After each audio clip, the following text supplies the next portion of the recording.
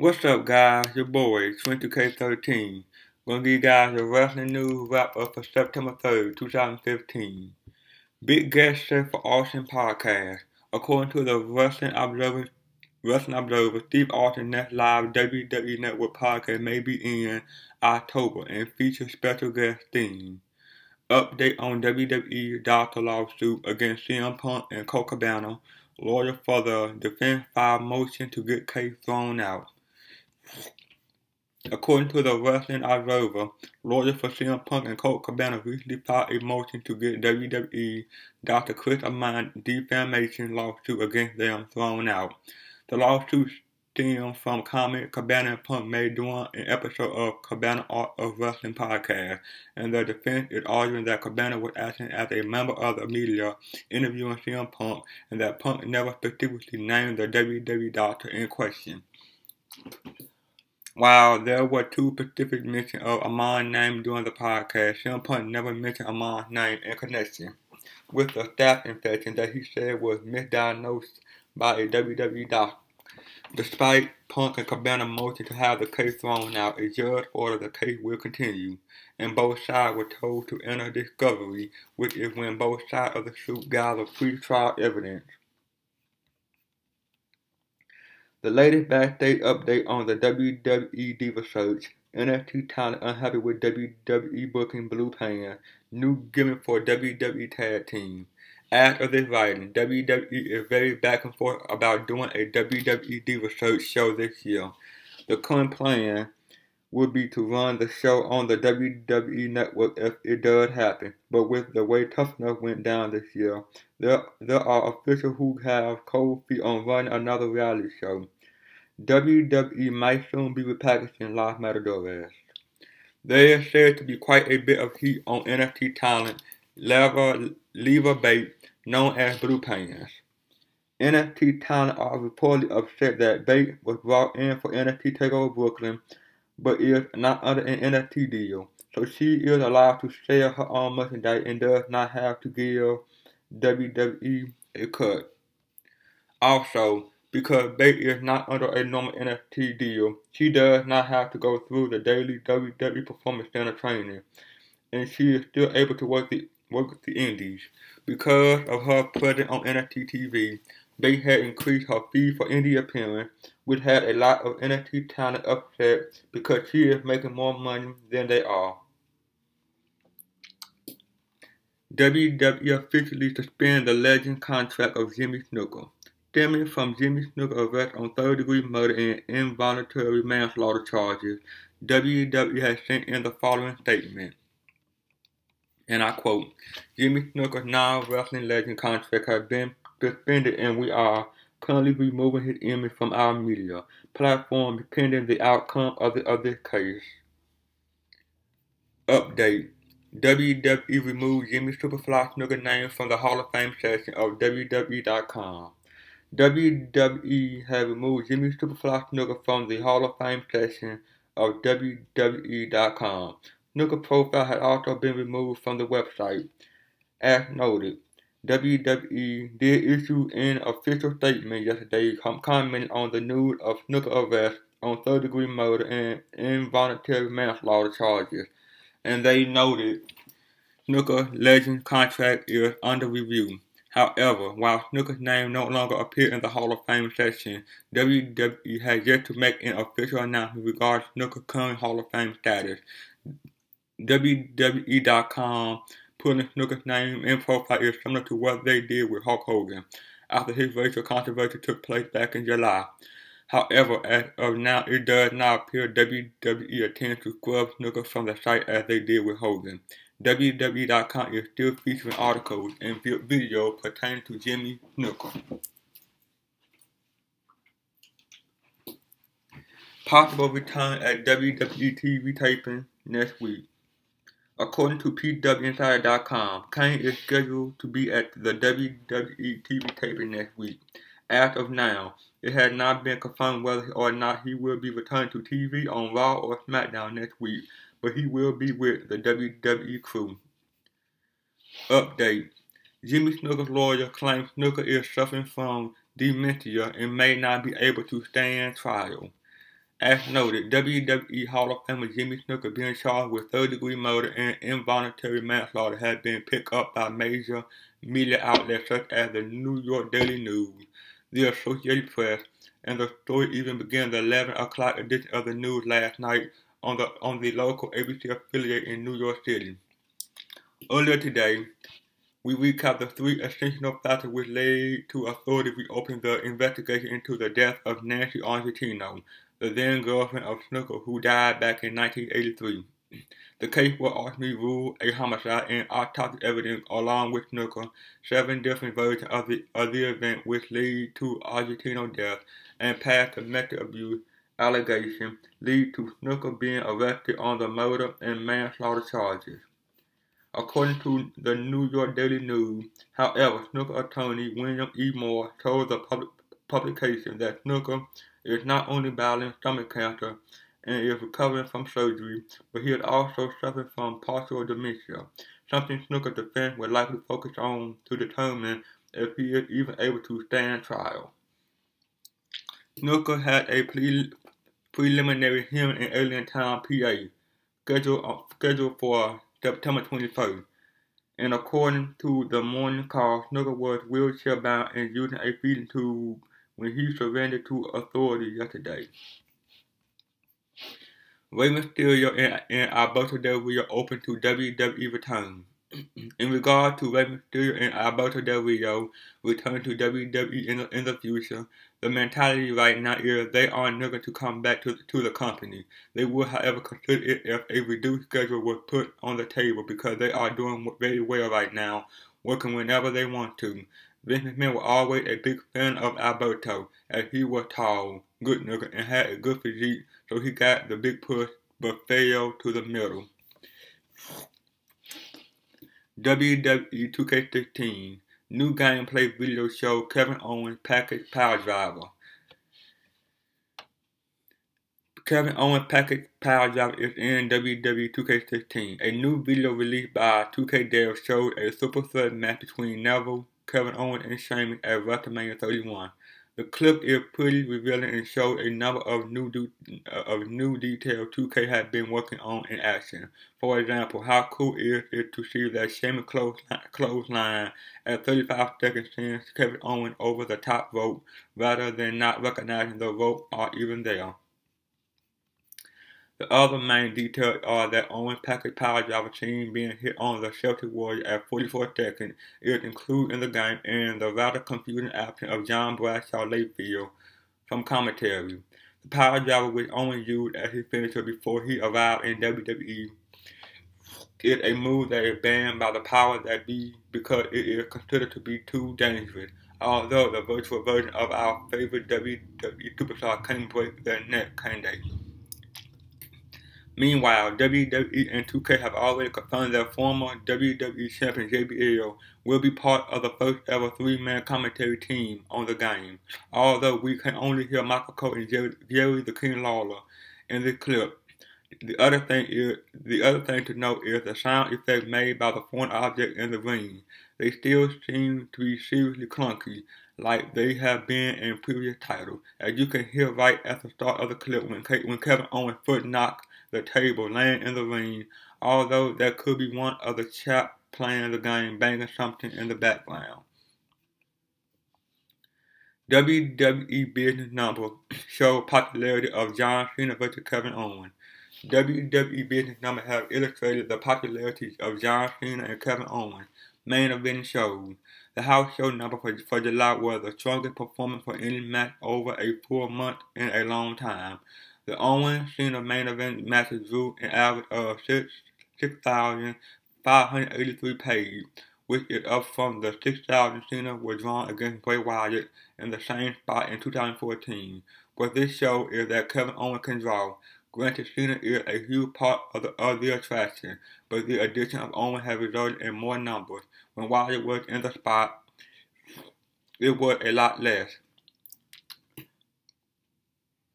Other guys in the same position with Cena haven't done as well, Dave Meltzer writes in the Wrestling Observer newsletter. Owens was put in the position and got over, helped by an initial strong push in which he defeated Cena. However, following the feud, Owens' stock dropped dramatically. The rumor is that Vince McMahon and Kevin Dunn believe he has a bad look. They believe he is fat. That makes them think that he can't draw or get over, despite their own business numbers proving that he can. The simple fact is this: Kevin Owens increased WWE business. The Owens-Cena feud was one of the hottest WWE narratives of the year. Rather than relegating Owens, WWE should have stayed hot on him and pushed him into something equally big. It will be interesting to see what they do with him for the rest of the year. WWE changes Raw and SmackDown commentary team. WWE has made more changes to their commentary team on both Raw and SmackDown following the end of Tough Enough. The new punishment team on Raw will be Michael Cole, John Bradshaw Layfield, and Byron Saxton. The SmackDown team will be Rich Brennan, Jerry Lawler, and Booker T. One other notable move is Saxton replacing Booker full-time on Raw.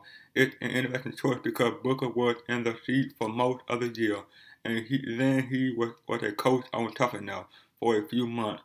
It was expected that Booker would get his spot back, but WWE decided to keep Saxton there full-time. Saxton was on SmackDown before that, so Booker switched with him. The announced team for pay-per-view event will likely remain Cole, Lawler, and JBL. Brennan replaced Tom Phillips as the main play-by-play guy on SmackDown. Brennan had done a really good job on NXT and will likely stay in that role, although there hasn't been an announcement regarding that yet. Phillips was originally put in that spot last year. Then Michael Cole replaced him, and then Phillips took over again a few months ago. Jimmy Uso had been filling in on SmackDown since his brother Jay had shoulder surgery. With Jay expected to return to action soon, it might be this month or October. Jimmy will be back in the ring as part of the Uso tag team. Booker returns to SmackDown next week. John Laurinaitis gets engaged to Bella Twins' mother. John Laurinaitis is engaged to Kathy Collet, the mother of Nikki and Brie Bella. The future Mrs. Laurinaitis and a puppeteer and entrepreneur from Arizona announced the pair engagement via a couple of posts on her Instagram page. The post showed the current power couple of WWE, Nikki Bella and John Cena, out for dinner with the new people power couple of Laurinaitis and Collet, accompanied by the caption, and I quote, "Special night birthday dinner with my engagement, #people power, #Bella Army." The second showed a glass with future Mrs. Laurinaitis embodying on it. Kathy is often shown with her daughter on Total Diva and has been pictured at numerous WWE events down the years. This presumably explains where the Will-Be Wed met, as Laurinaitis reportedly still worked behind the scenes for WWE as a road agent. He also appeared at this year's WWE Hall of Fame ceremony where he inducted the Bushwhacker. But it is as Executive Vice President, Talent Relations, General Manager of Raw where Johnny Ace found his most fame. Following a strike by members of the WWE roster as a result of Triple H management in October 2010, Laurinaitis was announced by Vince McMahon on behalf of the board of directors as the new interim Raw General Manager. He certainly had an eventful year and a half in charge, with accumulated in his career being put on the line. In a match featuring John Cena against Big Show in a steel cage, when Cena overcame the odds to win, Laurinaitis was fired by Mr. McMahon and then dumped through a Spanish announce table by the superstar. That must have made the first of the double date picture above a little bit awkward. Nevertheless, all the best to the happy couple. How will WWE handle Conor Nazi uniform history? It is well known that new NXT women's wrestling star Conor will wear a Nazi uniform when wrestling in Japan. Competing under the name Conor, she will sometimes wear a zombie Nazi gimmick. With WWE having just signed her at the same time as they just released Zara Sareva for old Nazi photo on her Instagram. The timing had been questioned by some fans as hypocritical. However, Dave Meltzer addressed the situation in this week's Wrestling Observer newsletter. He pointed out that Connor's Nazi uniform was part of a pro wrestling story gimmick. In a different society, it wasn't like Zara, who posted Nazi symbol out of choice. All Connor was doing was her job, playing a character. That, in all fairness, should not be held against, Meltzer stated. Given the context, WWE are probably going to forgive Connor's use of the uniform. There's also the fact that it hasn't been blown up like a big story in the way Zara's case was, so there's almost no pressure to do anything. Instead, Connor will get her career underway in WWE, and is expected to be one of the top stars in the NXT brand. She's a fantastic women wrestler, and it will be great to see her on the WWE Network. Bret Hart said Owens Hall of Fame induction is long overdue. During an appearance on TSN Periscope, Bret Hart talked about his brother Owen going into the WWE Hall of Fame. Bret said that Owen should be included, and he hoping the induction happens during WrestleMania 32 weekend in Dallas next year. Bret said the induction is way overdue, and he will be disappointed if it doesn't happen. Bret also added that if Owen isn't inducted next year, he won't be attending another Hall of Fame ceremony until he and Jim the Anvil Neidhart are inducted as a tag team. Bret is also hopeful that WWE inducts the whole Hart Foundation next year in Dallas. Himself, Owen, Anvil, Brian Pillman, and British Bulldog. Bret Hart says wrestling hasn't been the same since CM Punk walked out. Bret Hart recently took over TSN Periscope account to interact with fans and answer various questions. One question in particular that the Hitman was asked was about CM Punk. Bret said that he misses Punk and wrestling hasn't been the same since he left the company. Bret would go on to say that he was the best of the last generation. He raised the bar and stood up for all the right things. Bret added that a lot of wrestlers resent him for walking away, but he did it for all the right reasons, and he was nothing but respectful. He had nothing but respect for him.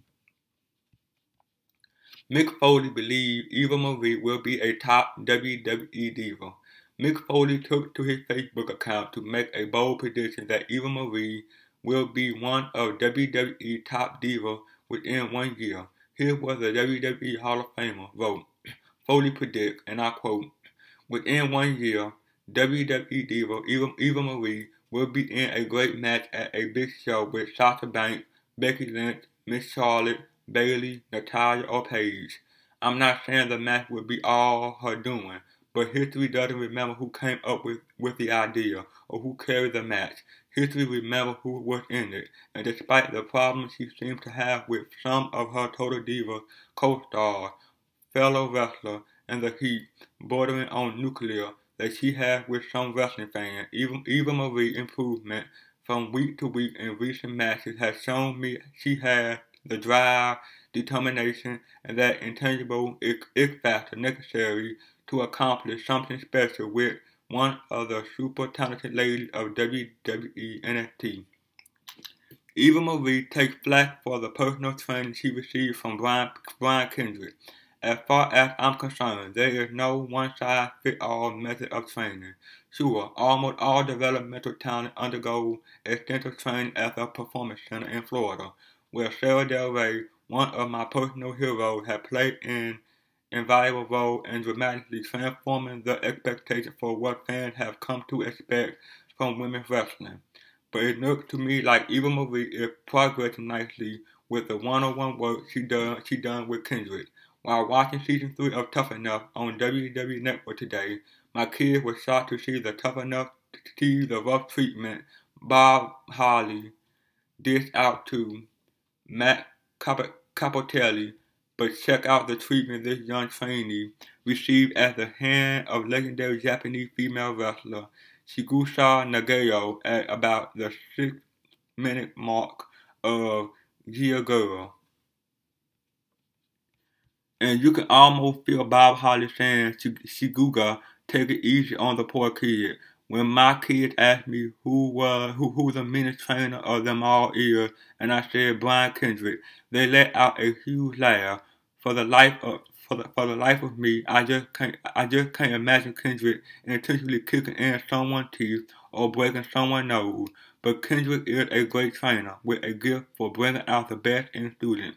And from what I can see, Eva Marie has been the beneficiary of that gift. I'm not saying that Eva will be able to approach some other masterpiece I've seen in the last 16 months, from Natalia, Charlotte, to the Fatal 4-Way to Bank Statement. See what I did there with Becky Lynch and Bayley. But within a year, one of those ladies is going to find themselves standing in the ring with the much mango Eva Marie, and something great will happen. Fox developing fictional wrestling TV drama. The Fox television network is reportedly working on creating a TV drama series based on the professional wrestling business. The project is in the developmental stage, undergoing script revision, report the Wrestling Observer newsletter. Just because it's being developed doesn't mean it will be picked up or given the green light, but it's certainly an interesting idea. There was actually a television show in 1988-89 called Learning the Rope that starred former NFL player Lyle Alzado and was a comedy about wrestling. It wasn't that good and didn't last that long, but they did get a lot of wrestlers to appear on it. Probably the most successful narrative production based on wrestling would be Darren Aronofsky's 2008 drama The Wrestler, a movie which also includes an Oscar-nominated performance from Mickey Rourke as the fading wrestler Randy the Ram Robinson. The pro wrestling business is one of the most unique forms of entertainment that is completely untapped in narrative form. Think about all the behind the scenes things we read about every day, or the very crazy thing happening just this week with a 32-year-old murder case and a crazy fan getting shot for stalking. These are things that happen legitimately, just sound like they are part of a script television show. But now it's only in development and there aren't that many details. It's definitely something to keep an eye on to see if anything happens. And finally, Bret Hart won Owen Hart in WWE Hall of Fame next year. Bret Hart took part in a Periscope chat with TSN Off the Record where he answered fan questions for 16 minutes. As always, he was very opinionated about a number of subjects, including his late brother, Owen Hart, being inducted into WWE Hall of Fame. And I quote, "I'm hoping next year at WrestleMania that he'll be inducted, and I'll be really thoroughly disappointed if he's not. It's really overdue." He said he was looking forward to the Owen Hart DVD that will be released in December, but that it was too controlled and that WWE had to tiptoe around things so they didn't offend Owen's widow, Martha Hart.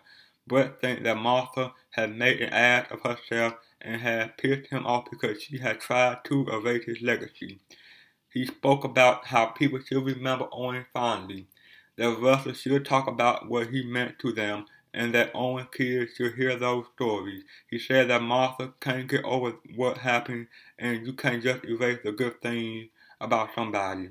Later in the discussion, Bret said if Owen isn't inducted in the WWE Hall of Fame next year, he won't attend another ceremony until he's inducted with Jim the Anvil Neidhart as the Hart Foundation. He also thinks the British Bulldog and Demolition should be Hall of Famers too.